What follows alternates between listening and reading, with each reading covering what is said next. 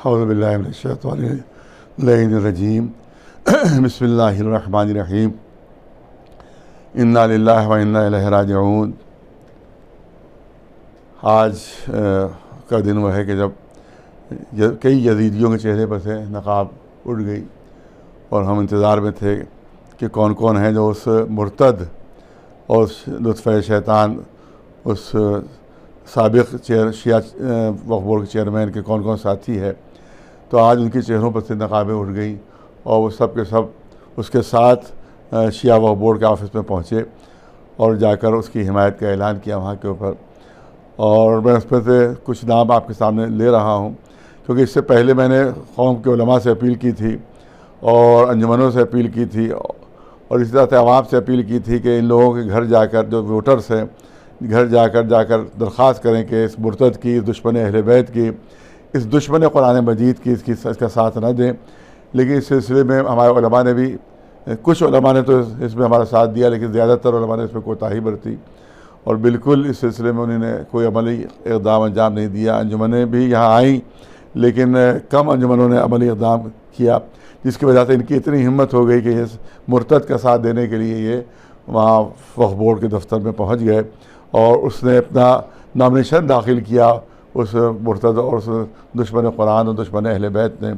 आप याद रखें कि जो जुमले इसने इस्तेमाल किए हैं वीडियो के ऊपर, अगर हमारे किसी छोटे से मौलवी ने इस्तेमाल कर दिए होते तो ये नकली जो अकायद के ठेकेदार हैं हंगामा मचा देते, आसमान सर पर उठा लेते। और उसने जब ये कहा कि भाई अइम्मा मासूमीन ने क्यों नहीं बताया कि ये आयतें गलत हैं, तो उसने बयान जारी किया कि अइम्मा मासूमीन की तो हुकूमत भी छिन गई और उसके बाद भी वो खामोश रहे और भी कोई एहतजाज नहीं किया, इसी तरह से इस पर भी कोई एहतजाज नहीं किया। तो कितना गलत बयान उसने दिया है जिस पर सारे मौलवी खामोश रहे। क्या ये खामोशी का नतीजा था कि शहज़ादी की पसलियाँ जो थी वो तोड़ी जा रही थी? क्या खामोशी की वजह से तोड़ी गई थी? क्या उनकी जो जनाब मोहसिन की शहादत हुई थी, क्योंकि शहज़ादी खामोश थी इसलिए जनाब मोहसिन की शहादत हो गई थी? क्या मौला अली खामोश थे इसलिए गले में रस्सी बांधी गई थी उनके? ये एहतजाज की वजह से सब हुआ था उनके साथ, ये जुल्म और सितम हुआ था। और इनके दरवाजे में घर में आग लगाई गई थी क्योंकि शहज़ादी एहतजाज कर रही थी जुल्म के ख़िलाफ़। जो उनसे हुकूमत जो है ज़बरदस्ती ले ली गई थी उसके ख़िलाफ़ एहतजाज था। शहज़ादी ख़ुद घर घर गई थी मदीने के और कहा था कि तुमने क्यों नाइंसाफ़ी की अली के साथ के। तो हर एक ने कहा था कि आप देर में आई हैं, पहले आई होती आप। हर एक ने बहाना कर दिया था। उसके बाद घर पर आग लगाई गई, उनके जनाब मोहसिन की शहादत की गई, उसको शहीद किया गया, तो फसलियाँ तोड़ दी गई, मौला अली के गले में रस्सी बांधी। और ये मलून और लुत्फ़े यजीद और शैतान कह रहा है कि सब खामोश रहे और कोई एहतजाज नहीं किया अपनी हुकूमत जाने के ऊपर। और फिर ये तो वहाँ पर दरबार में जो 3-3 घंटे खड़ी रही शहज़ादी, वो क्या खामोश थी? खामोशी थी और कोई उंगली नहीं उठाई थी, इसलिए वहाँ खड़ी रही थी वहाँ पर जाके। तो इतना मनहूस बयान दिया और सारे मौलवी खामोश हैं। जो वो ठेकेदार जो बनते हैं अपनी दीन के और मज़हब के और शीयत के ठेकेदार बनते हैं, सब मनहूस और खबीस, सब खामोश है। या तो हमारे बुग़्ज़ और हसद में, दुश्मनी में खामोश है, या लालच में खामोश है। ये जितने मलून मौलवी खामोश इस वक्त है, वो सब या हमारी दुश्मनी में खामोश है या लालच में खामोश है। और इसकी खामोश जो है, इनकी रजामंदी खामोशी में है और इसकी सपोर्ट कर रहे हैं अपनी खामोशी के ज़रिए से। और जो लोग करबला का जो वाक़या हुआ और जो 3 दिन के भूखे प्यासे इमाम हुसैन बच्चों के साथ शहीद कर दिए गए, तो उंगली नहीं उठाई थी इसलिए शहीद कर दिए गए। अरे भाई पूरा इनक़िलाब बर्पा किया था उन्होंने, तभी उसको उनकी शहादत हुई थी, तभी 3 दिन का प्यासा मारा गया था, तभी नन्हे से अली तक की शहादत हुई थी। और ये कहता मलून और मनहूस कि उसने किसी इमाम ने उंगली ही नहीं उठाई हुकूमत के ख़िलाफ़।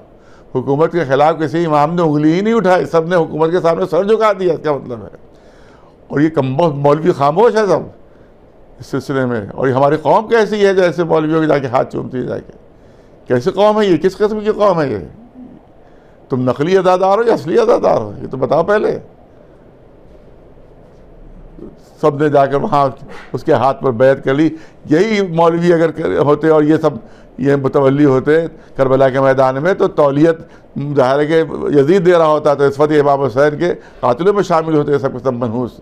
इसी में भी कोई मुहरमला होता है, इसी में कोई शिवर होता, इन्हीं में कोई उमर साद होता है।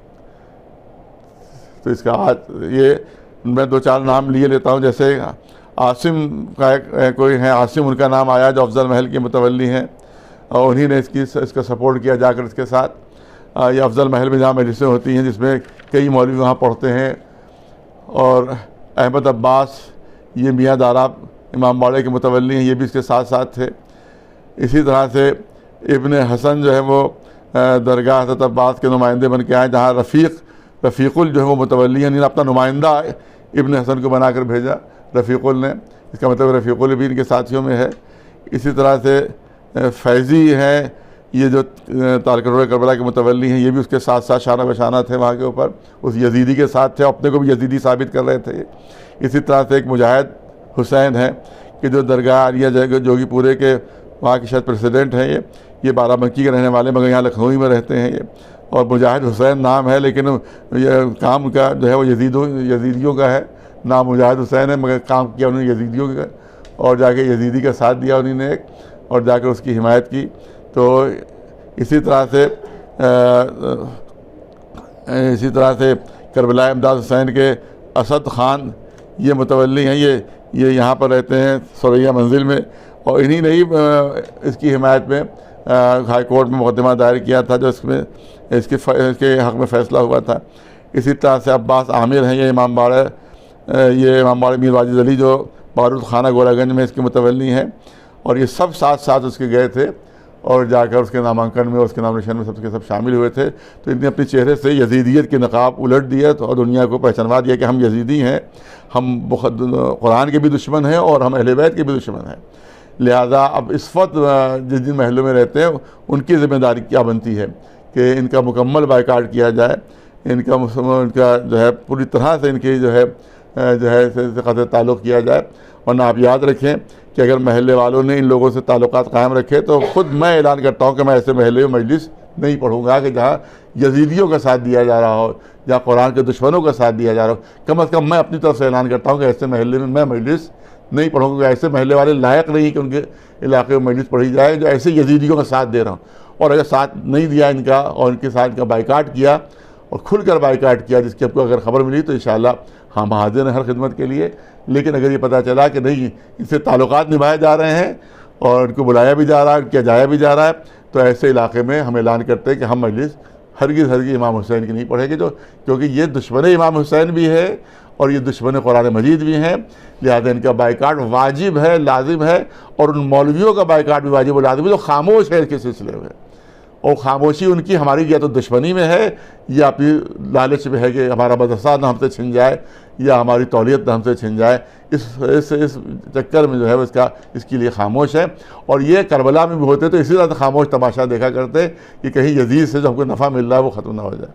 लिहाजा हमारी दरख्वास्त है कि इन तमाम लोगों का ज़बरदस्त जो है वो सोशल बाइकाट किया जाए और उनको शीयत से खारिज समझा जाए, क्योंकि जो मुर्तद का साथ दे रहा हो और दुश्मन कुरान, दुश्मन इस्लाम और दुश्मन अहले बैत का साथ दे रहे हो, वो ख़ुद भी मुर्तद की सफ़ में आ जाते हैं, वो भी दुश्मन इस्लाम की सफ़ में आ जाते हैं। लिहाजा मेरी इस इलाके के इन इलाक़ों के मौलानाओं से, अंजुमनों से और पब्लिक से, आवाम से अपील है इनका मुकम्मल सोशल बाइकाट करें, वरना मैं वहाँ मजलिस पढ़ने से अपनी माजरत कर लूँगा। ये बहुत अहम ऐलान है जो करना ज़रूरी है कि 20 अप्रैल को इलेक्शंस हैं और 20 अप्रैल को वोटिंग होगी, और जो वोटर्स हैं उनकी लिस्ट आप स्क्रीन पर देख रहे हैं, इनको नोट कर लीजिए किन किन इलाक़ों के वोटर हैं। उन इलाक़ों के जो मोमिनीन हैं, वहाँ के जो उलमा हैं, जो आइम्मा जुमा है और जो वहाँ के अंजुमन हैं, उनसे हमारी दरख्वास्त है अगर वो हक़ के साथ हैं, अगर इमाम हुसैन के साथ है, कुरान मजीद के साथ हैं, अगर बातिल के साथ है तो हमसे उनसे कोई बात ही नहीं है। और अगर वो इसी तरह से यजीदियों का साथ देने पर तैयार हैं तो हमसे उनसे कोई बातचीत नहीं है। लेकिन अगर वो हक़ के साथ ही हैं और इमाम हुसैन के साथ ही हैं तो इन वोटरों के घरों पर जाएं और जाकर उनसे कहें कि इस ऐसे मुर्तद को, ऐसे जलील इंसान को, ऐसे खबीस को और इसके किसी साथी को वोट दे इसको। और क्योंकि जो इसको वोट देगा वो भी उसी तरह से मुर्तद शुमार होगा, उसी तरह से दुश्मन अहले बैत शुमार होगा कि जिस तरह से ये वो दुश्मन अहले बैत है। लिहाजा हमारे मौलवियों से जो हक़ के साथ मौलवी हैं, जो वाकई हक़ के साथ हैं और जो बातिल के साथ नहीं, उनसे हमारी अपील है।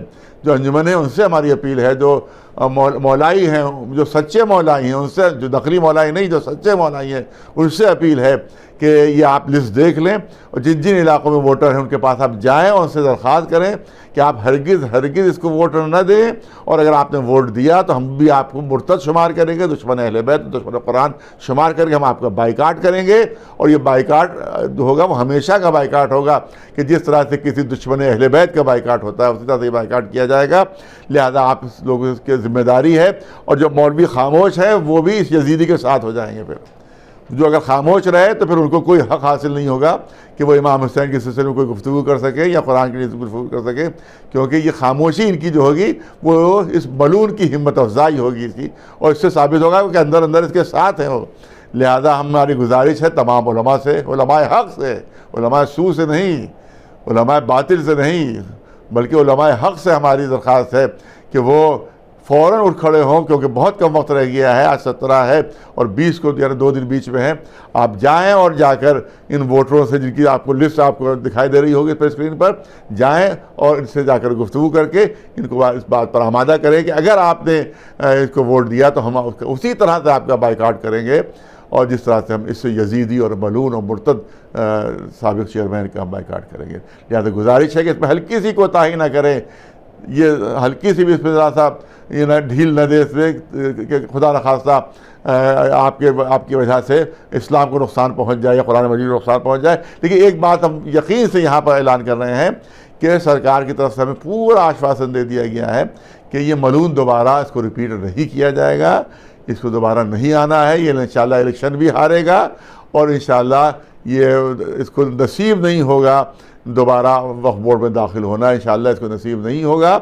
लिहाजा जो हजरात ये डर रहे हैं कि कहीं ये आकर हमें नुकसान ना पहुंचा दे, तो जो साथ देंगे उनको तो नुकसान पहुंच सकता है, जो इसका साथ नहीं देंगे उनको हम इत्मीनान दिलाते हैं कि इंशाअल्लाह उनको कोई नुकसान नहीं पहुंचेगा। व आखिर दावाना अनिल हम्दुलिल्लाहि रब्बिल आलमीन।